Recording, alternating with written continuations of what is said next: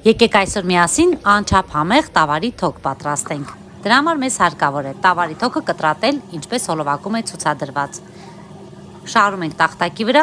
եւ համեմում սև ու կարմիր պղպեղով աղը ըստ ճաշակի։ Շոր ենք տալիս եւ կրկին նույն համեմունքներով համեմում ենք հաջորդ կողմը։ Հավաքում ենք իրար վրա, մի լավ էսպես խառնում ենք, որպեսզի համերը հավասար բաշխվեն եւ թավայի մեջ դնում ենք կարագը, մի լավ տաքացնում եւ մեր լանգետները մեկ շերտով դնում ենք թավայի մեջ։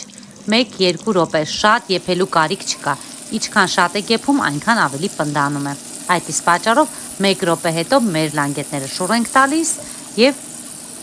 կրկին թողնում ենք եփի։ Մեզ հարկավոր է սոխ, խառը կանաչի, կծու պղպեղ։ Այս ամեն ինչը մի լավ էստե ձեռքերով խառնում ենք, որպեսզի խառնվեն համերը եւ լցնում ենք մեր պատրաստի արդեն թոքի լանգետների վրա։ Կարող ենք տեղափոխել մատուցող համանի մեջ եւ մատուցել։ Հավատացնում եմ, այս տարբերակը փորձելուց հետո այլ տարբերակ չեք էլ փորձելու։